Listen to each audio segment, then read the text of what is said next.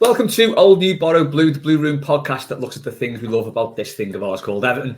Each episode, I speak to an Evertonian about their favourite former player, favourite current player, player they'd love to have seen at Everton, and the favourite Evertonian or thing about Everton. Old New Borrowed Blue. The final episode of Series 3, and I am delighted to be joined by Jamie Sweetman, a Toffee, now living in New York, who does a mean turn on the guitar, and found a member of the EFC, NYC, and you would get this wrong, NYC EFC Supporters Club. Am I right?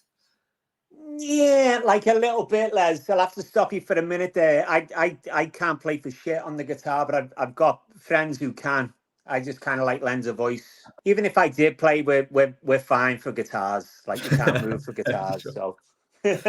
I always thought if I ever joined a band, my limit would be something like the woodblock or the triangle, I think. That's fine. And like you're always welcome to come along and bang on something. When we started doing that was kind of our angle. It was going to be like, just bring whatever you want, grab an instrument, come down. But New York is still New York, and there's, Jesus Christ, there's a lot of lunatics out there. So some nights we were just like, hang on, like, who is this? They'd like, and some people just don't know when to say goodbye. So the more it's become finessed, it's a little, I wouldn't say it's anywhere near professional now, but it's a little more organized. We do have guests, but you kind of got to like declare yourself first a little bit. We still leave things up for chance, but we don't like to put ourselves at the mercy too much. Yeah, there needs to be a little bit of a vetting process. There's got to be. A little bit. Yeah. Right before we go into your choices, I always like to get a feel of like someone's first game you remember. You've got a very interesting story, haven't you? Kinda, yeah. I mean, we'll see by the end of the episode if you lose listeners or not. It's probably not typical. Like I remember my first time at Goodison. It was like it was a game. I was in like junior school. Can't even remember who they played. It was an FA Cup replay. There was hardly anyone there. It was a ticket for the paddock. It was pissing down with rain. I think I went with I've got two older sisters. I went with my elder sister's boyfriend.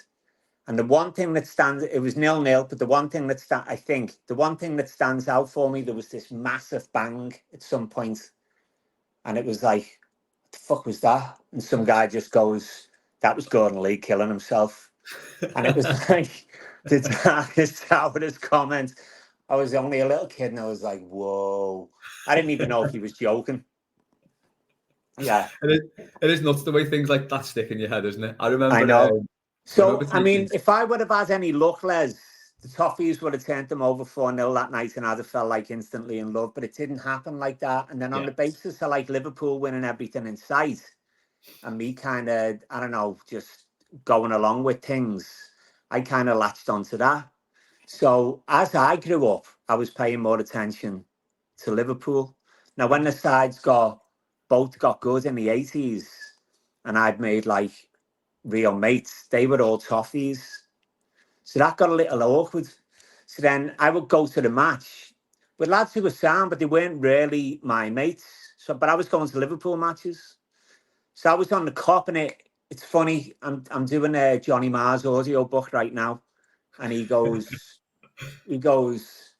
So the first game he went to was Man U, and he was like, for some reason it just didn't click with me.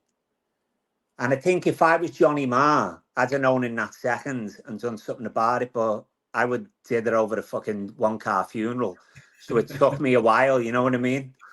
Just going back, and it's not like the cop didn't have its moments, like that. You'll never walk alone can be very stirring, but there was just something there. It just wasn't. It just.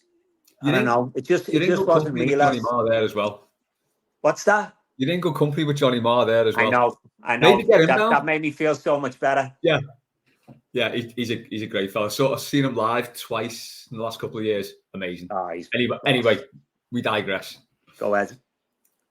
So then, it was funny. My other sister's boyfriend, he was a big Evertonian. Shout out John Backlund. And he would leave all his When Skies Are Grey. He would leave all his Roy the Roses. He was really sound with me. And he'd talk Everton a lot. I think he was kind of like trying to twist my arm, but I was like in like a sort of loyalty place, you know. And I'd read like Laugh Along with the Laughable Reds, and I'd be like, That'd be oh great, that. God, no. The Barnes Arms. Oh my God. Aldo and all that. And then I remember coming across an article, Paint Your Bandwagon. And what it done was it broke down the reason why. It was like in the 60s when it was Catterick and Shankly, the crowds were pretty much the same and the success level was the same. And then when the Beatles thing hit, they kind of like went, oh yeah, like come on in, Granada Reports and all that. Everyone with the scarf, she love you, yeah, yeah, yeah.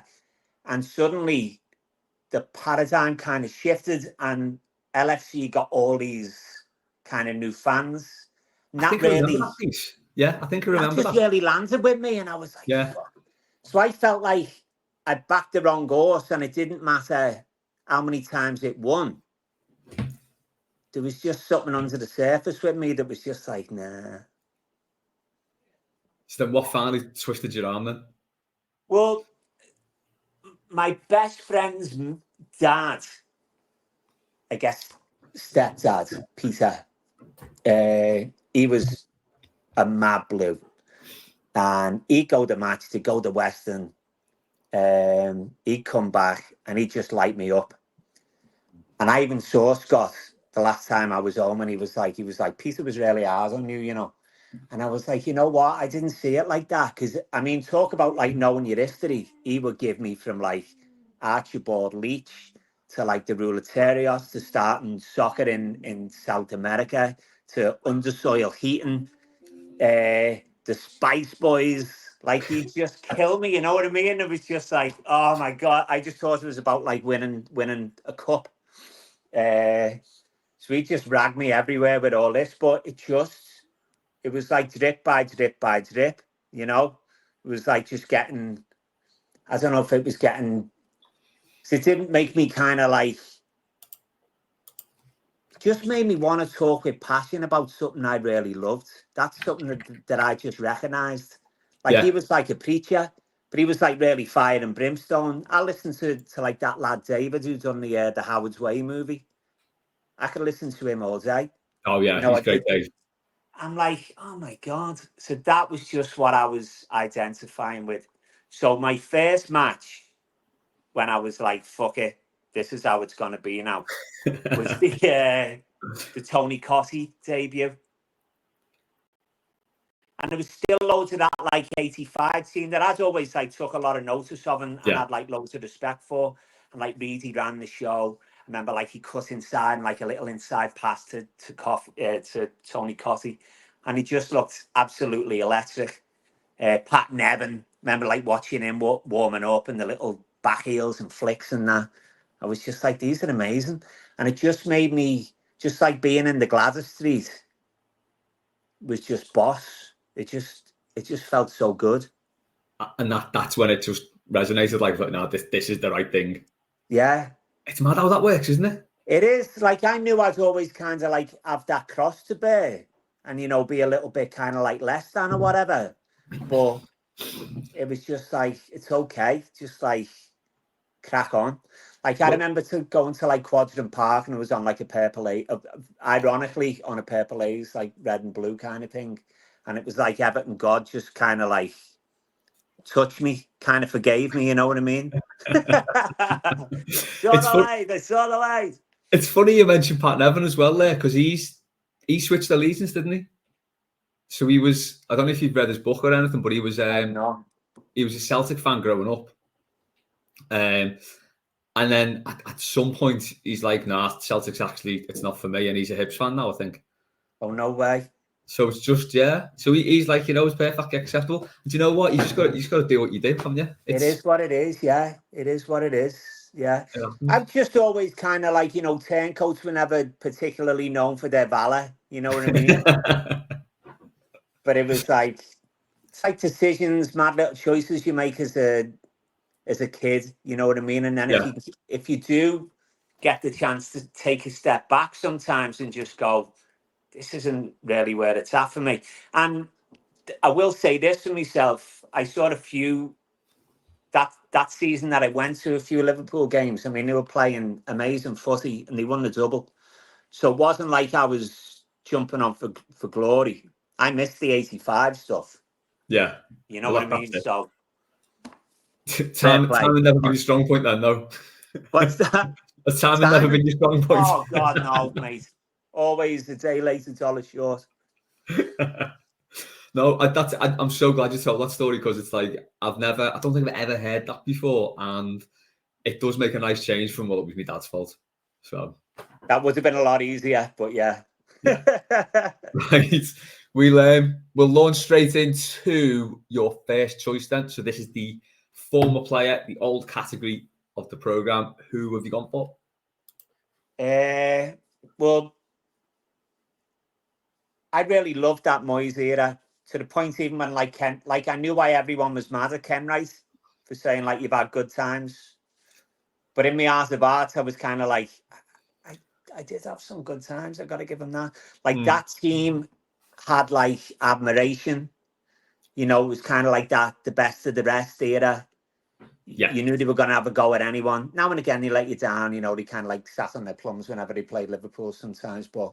For me, Leighton Baines just was kind of like head and shoulders in that era. Even the way he came from Wigan, and I'd seen him on like the midweek match or something mad like that, and he'd slotted corners for Wigan, and I was like, he's so cool. This guy's so cool. And then he had like, I'm here unless Everton come in for me, and then I'm going to Everton because I'm an Evertonian. And I was just like, what? It's kind of like lifetime sort of stuff, you know what I mean? So I was like, he's my guy. Plus, he kind of comes as like a double act with Pienaar. When you were like, there's not many times when you're like an Evertonian and you can turn around and be like, we've got the best in the country. Maybe in that 85 team, there was a lot of that, you know? And like Peter Fox, back to him, he'd be like, we were voted the best team in the world. FIFA voted that. Nobody's ever got that. The busies in Rotterdam invited us back. You know, we'd go like into the Heysel and all that stuff. But it was like that was like, no, they were like the legit best left side. Like even like Redknapp had to get involved in that and break that up. So Spurs has a prayer, you know. Yeah, I don't know if I imagined this because I was a little bit like stressed out about it at the time, but did we nearly not sign him? Because it felt to me like I was desperate to sign him, but it seemed to take ages to sign him. I know it took ages for him to get into the team because Lescott was playing left back. Yeah. But I just remember worrying that we wouldn't sign him and thinking this lad's perfect for us. But I don't know if I've made that up in my head.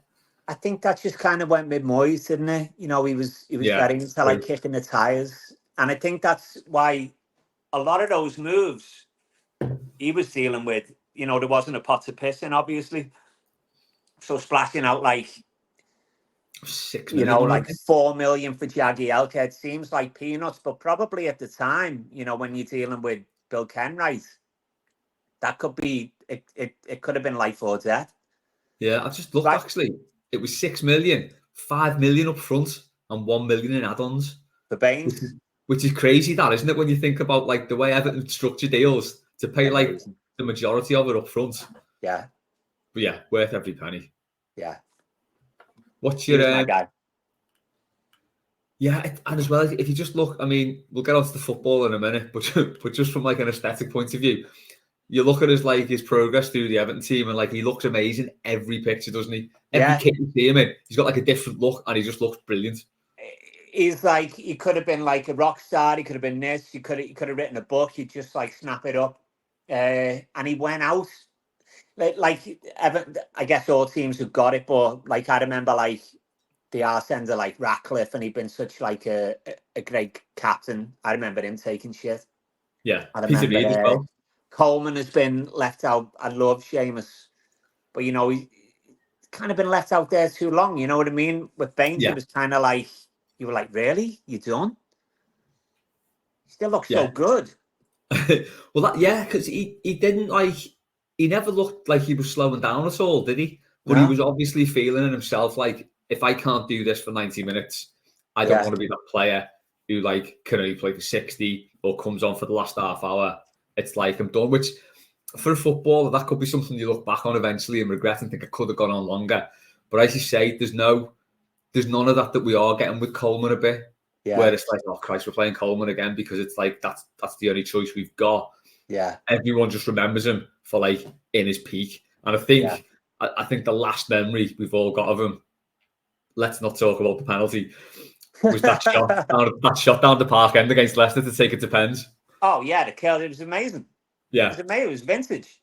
Incredible. So what's your favourite Baines moment then? That double free kick. Oh, West Ham.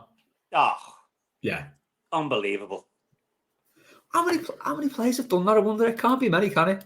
Well, Sheedy did it. Yeah, I'll have a look at that now. So Baines scores 2 free kicks in the same game.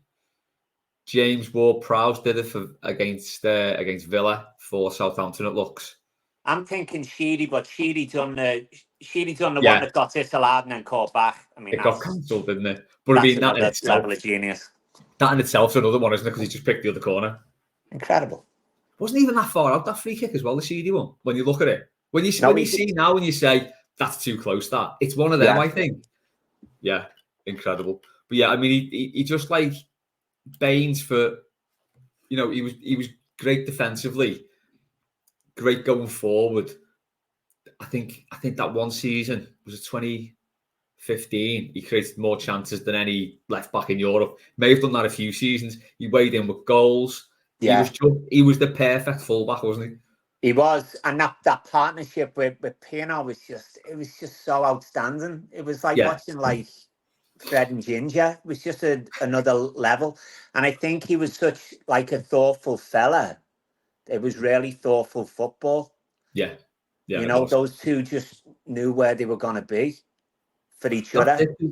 They both weren't like the most physical players, let's put it that way. No. There wasn't much pace there. No. But the effectiveness of the two of them, it just like, I suppose this is the thing about the whole sort of Moyes period, isn't it? It's like we were always probably a striker away from being dead good, because the bits around were incredible. And everyone was like overachieving. Yeah. And for like the common good, like he had them really in it, you know, for the club. And we did have some good times, you're right. Let's look forward now. Let's look forward to some hopefully good times in the future. You picked 2 for your favourite current player, I think. I did.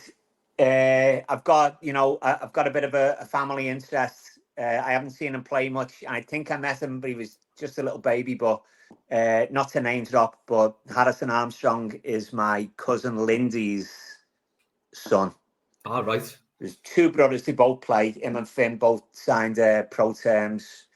But it is very special because my Uncle John, who's Lindy's dad, Harrison's granddad, he was very all in on all Harrison's development, getting into all his training.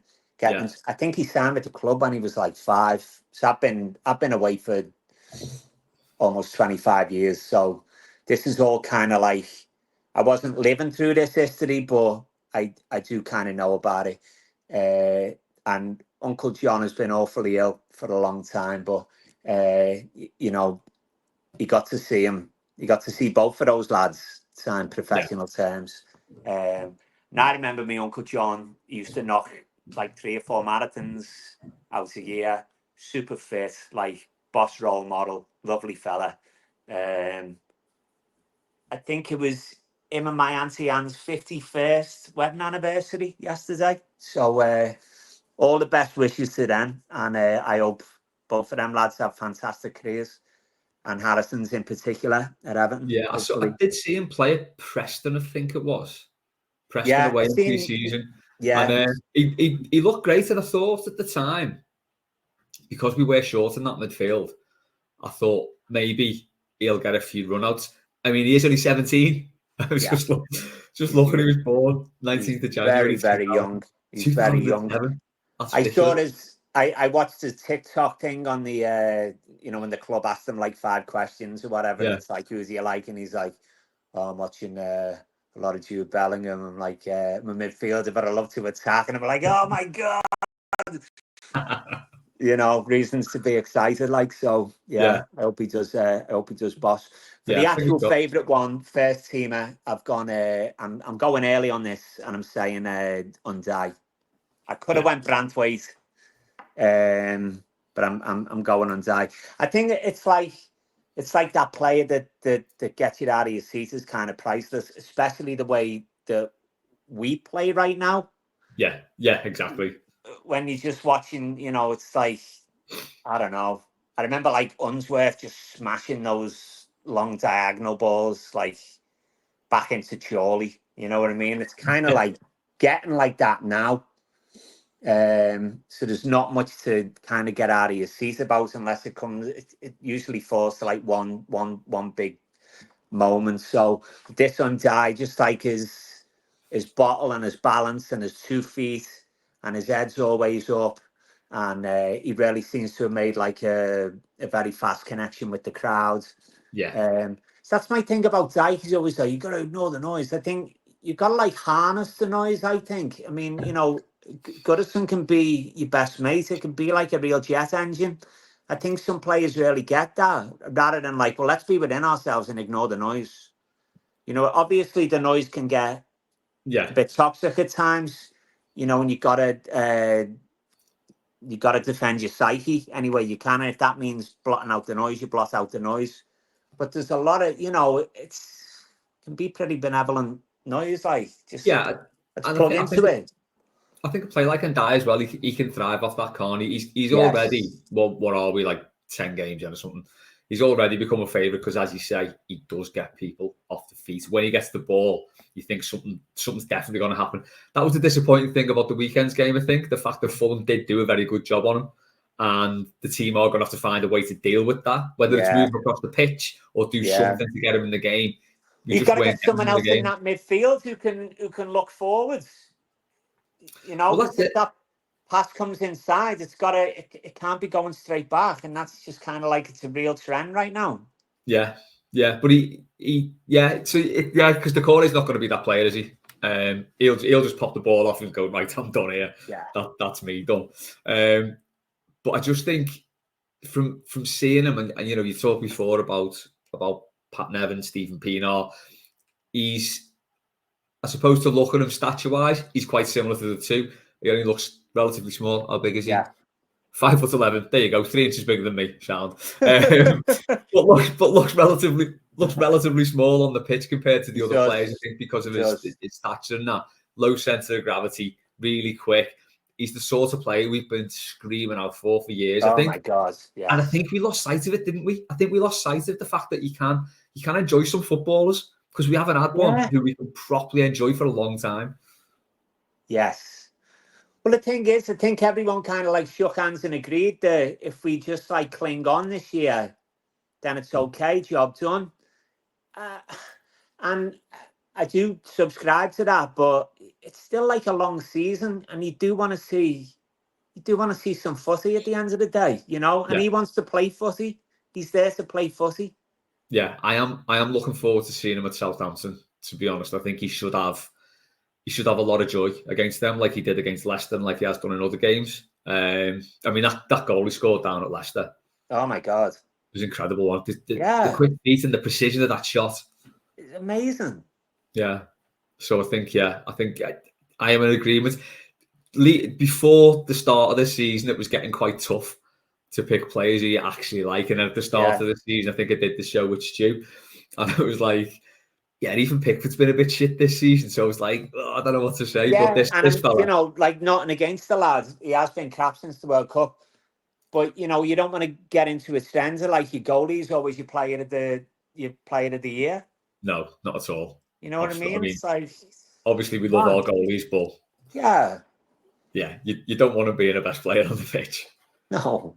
Right, we'll go back in time now to your next choice. So the borrowed part of the show. So just for people who aren't up to speed on this, I did start this out as your favourite loan player, but then realised there weren't really that many variations we could have. So I've just said basically any player you would have liked to play for the Toffees. I think this is a brilliant shout. Couldn't stand him at the time, but what a player. Go ahead. Oh my God, Cantona. Yeah. I just think he'd been like the ultimate Everton god, because he had like the audaciousness of like Rooney, but like the attitude of like Ferguson. Yeah. Yeah. And then you put like this French thing on top of all that. And it's just He'd like, never have got away with it if he wasn't French, would he? he was just The way he was an absolute maestro, like right from the off. I remember that one he scored at Leeds, and it was just like, who is this? Yeah. You know, it was like, you could tell he was, you know, some people are thinking very rudimentary thoughts, me included. But this guy, you can spot them. You know what I mean? He's just like thinking iconic all the time, and not in a way like, who's the lad that we just sold to Villa who flopped the penalty? Oh, Onana. Onana. Yeah. He's got a similar mindset, I think, but just doesn't have that pedigree. Yeah. I think he's always thinking of like how he looks. I think Cantona had that, but he was he always looked boss. Like some of the stuff he'd do is even got away with popping his collar, which was the a bit collar the collar was everything.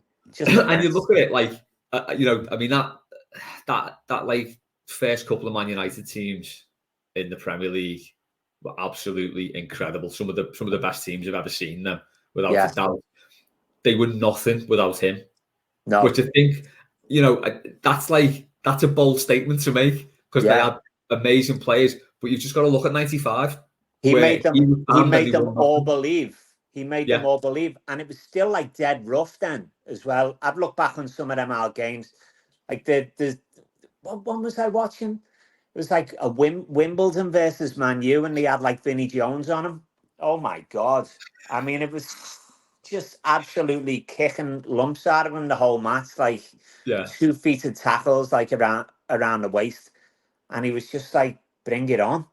Yeah, well, that's it. He was that sort of rare thing, wasn't he? Of a player who was like incredibly elegant, but could look after himself and absolutely loved the aggro. Imagine if. I mean, I love Kanchelskis, but just say it had been Cantona who'd have come from United into that Joe Royle team. I think that will have. I mean, Kanchelskis was incredible and elevated that team. Yeah. But a player like Cantona is next level and would have elevated it even further. He would have slotted in to that like mid-90s team brilliantly. Who did we get? Phil Neville. Yeah, our strike rate from United is not great, is it? I think Kanchelskis is definitely as good as it got. Can't always get what you want, Les. Do you know what as well? Just a little sort of digression on this. And I say this about everything about the mid-90s. He saw some of the best football kits and training gear that's ever been produced in that mid-90s Umbro stuff. Yes. Like he used to swan around in that the United Newton Heath half yellow, half green kit. Yeah. Incredible stuff. Yeah. But yeah, that's a great shout. And as well, you kind of think I mean, had the club been the club it should have been going into the Premier League, that's a player we could feasibly have signed, because United did from Leeds. Obviously won the league with Leeds, didn't they, in 92? Yeah. Then went and won the title with United. 91. Then won the title with United the season after. But he signed for like $1 million, though, didn't he? What's that? He signed for like $1 million or something. Like it wasn't mega bucks.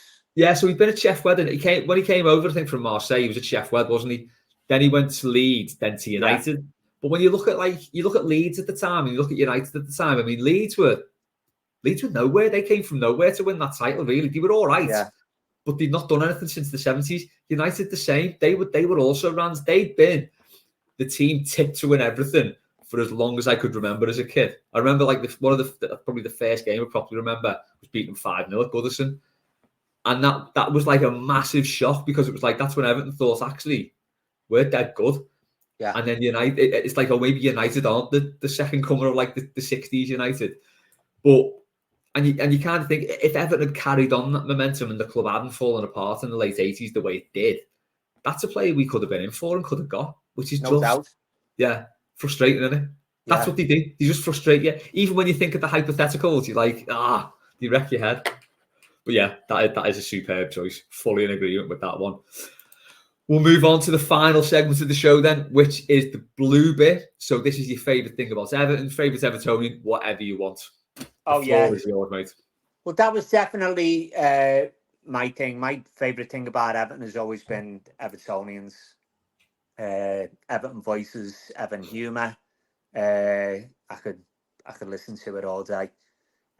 Couple of favourites, absolute standouts for me. It's a lad, Mark Taylor, who I was very lucky to bump into on the street. It would have been like early 2000s. I was standing outside this restaurant that I worked at. I was still smoking at the time. I was having a ciggy. And he's walking down 57th Street, going towards 7th Avenue.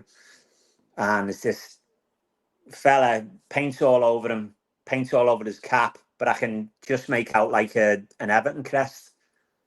So I'm like, all right, lad. He looks up. He's like, Scouse as can be, Mark Taylor from the Dingle, Tate.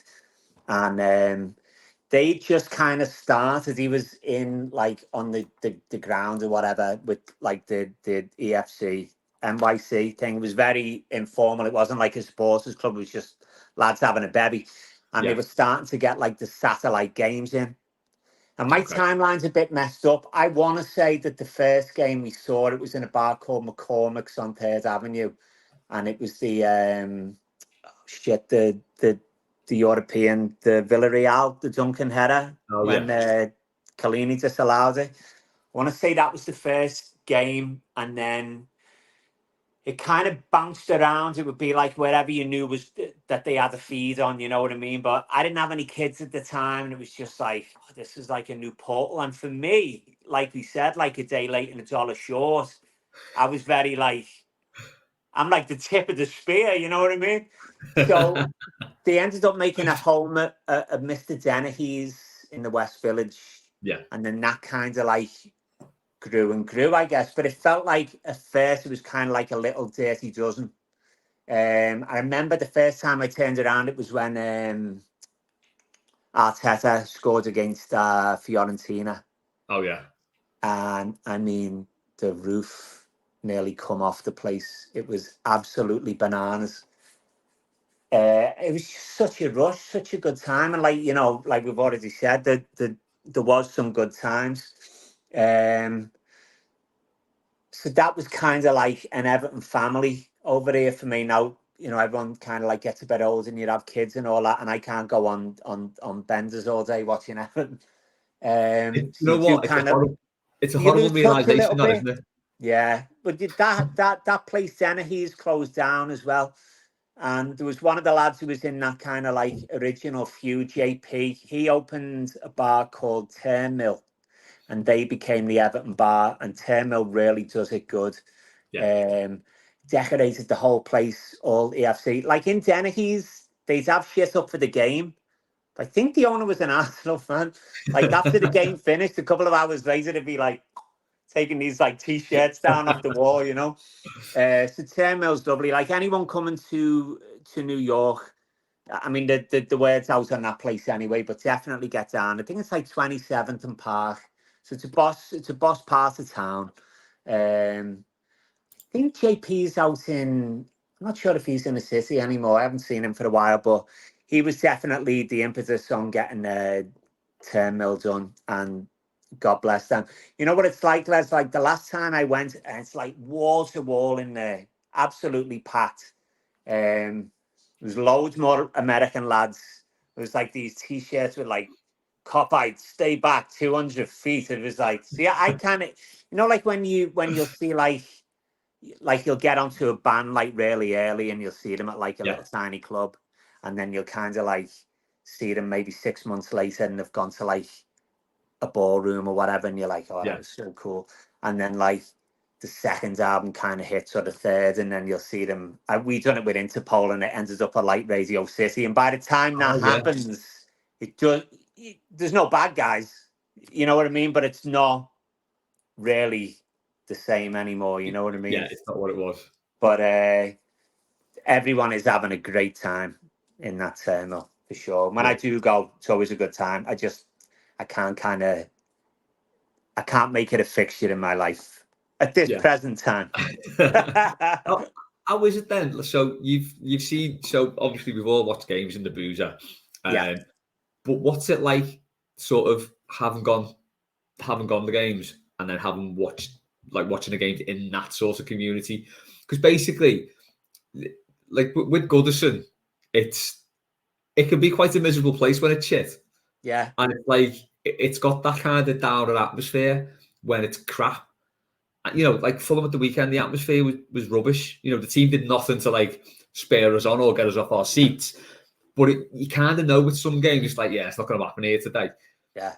But if you're watching a game in a pub, there's always, because I think everyone's bedding the whole time, there's always that buzz, isn't it? Is that, how do you find like the difference between the two? I guess you're right, because it becomes definitely those like times in Dennehy's. It was always kind of like you would go out, and the kickoffs are obviously earlier here. Oh, of So course, yeah. sometimes, like a regular game, it's like 10 a.m. You get up for like early ones, like the derby and that, like 7 a.m. And those would go like all day. So it become like a bit of a survival of the fittest. It was like a athletic booze fest.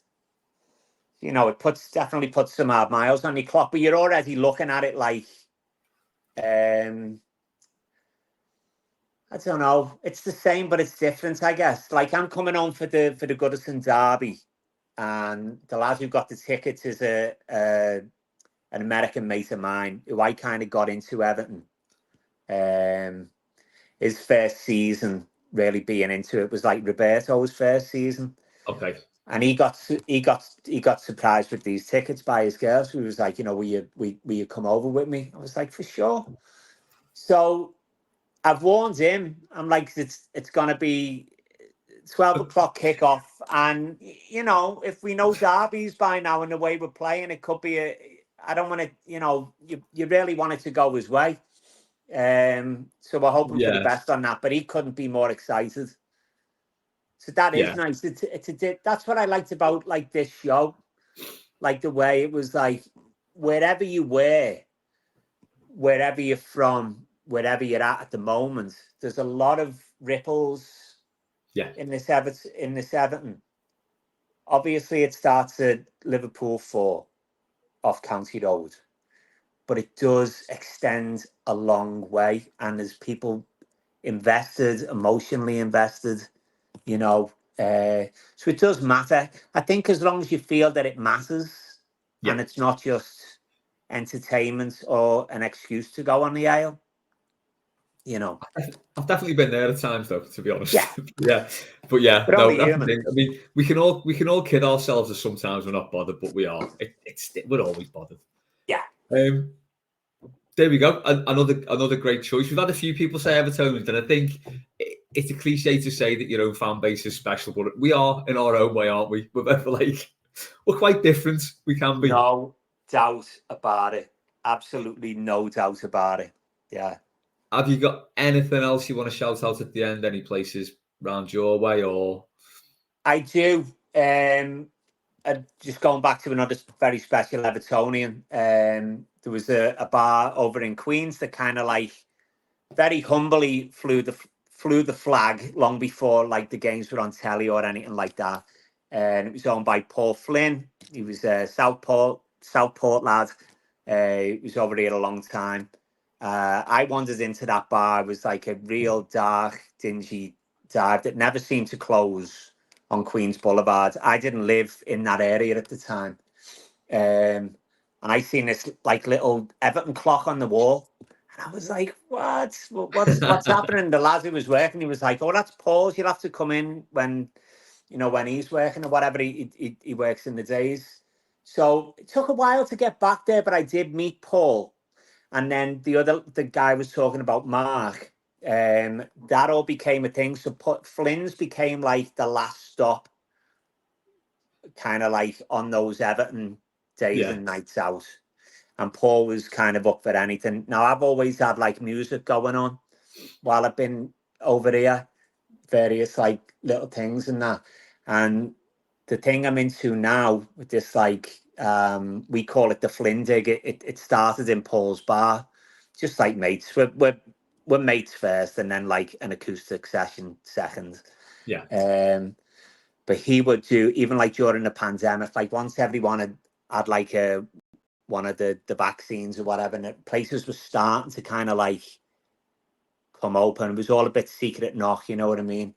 But we'd been playing all the way through it anyway, like outdoors. We'd meet at like this little, it's like a hidden garden off one of the, next to the Long Island Railroad and next to Sunnyside Gardens Towers. I've got loads of those songs. They're very atmospheric, or like the trains are going by and sirens and all stuff. It's mad. But Paul was so accommodating to us. Couldn't wait to have us in playing music. And then very unfortunately, he passed in 2020 pretty suddenly. So everyone was kind of like on top of the desperate sadness of that, like what happens to Flynn's, because Flynn's was always like a bit of a haven for kind of like, there's barflies, arty types, weirdos, whatever. It was everyone was okay in Paul's book. They're the best Everyone guys. used to joke about what do you actually have to do to get barred from here. So fast forward a little bit, we're still playing at the back, but now it's getting busier and busier. People want to play the jukebox. So we're like, all right, let's see if we can actually do something with this and plug in. Now, we used to have like an electric band that we played just local. It was always free and whatever. But so we were like, let's talk to them. By now, we've also got Paul's daughter is kind of like taking over the bar with Paul's son, Jack, who I remembered from being like 5 years old and all the Everton going there. Little Jack loves the blues. He's got Everton all around the front of the bar. We've kind of like made the back of the bar look nicer. We got like all like rock and roll stuff, a lot of like rock stars having pints. Ronnie Lane's up there, Jimi Hendrix, Linda Ronstadt. It's cool stuff to look at, but it's become like kind of picturesque back there. So we done like we kind of we're like right in the back. So it's really non-performative. The sound is really nice. Just kind of like filters through the whole bar. People are chatting and laughing all night, and it's become a bit of a cult hit. Yeah, which we're really happy about, because our main priority was can we keep playing in our favorite bar. So we've actually managed to do that, and also created like a bit of a stage for it, even though it's not a stage. Everyone sat down. It's kind of like around a table. You have loads of candles in the middle, and it'll be like maybe like once a month is kind of our schedule.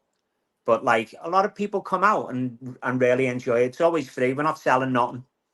But if you're ever in the area, obviously that's what I'm saying. Like if anyone and Evertonians come to New York, you go to Turnmill to watch the match. But if you want to follow us, we're there on the Instagram. You would never miss an opportunity. If your little vacation holiday coincides with when we're playing, it's definitely worth it to see it. I think Paul deserves his little pin in the map. So if I get to shout that out, I've done my job as a friend, as a man, and an Evertonian. So it's that. Flyndig, NYC, FLYNNDIG, NYC. Or my personal one is at Sweetman Jamie. Yeah, I'll stick that in the description on YouTube. Drop us a line anytime. We've got videos, we've got songs. We're not selling nothing, but the music's lovely. It's all deep cuts. You don't play anything too obvious. Now and again, we'll throw a couple of hits out there, but deep cuts from. If you don't know these artists, then it'll do you no harm to know them.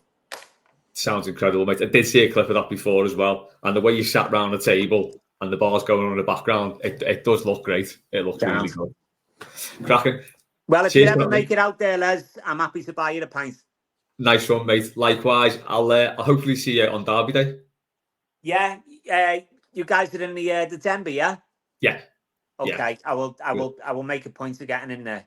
Is right. Lovely stuff. Thanks for coming on, mate. Really appreciate that. That's been it for this episode of Old New Borrowed Blue. If you do want to get involved, drop us a line on Twitter at the Blue Room AFC or at Les Robert 77, or we're on Facebook as well, where Jamie is too. Yeah. Old man, man. Up the Toffees. Finish on that. What can be better? Up the Toffees.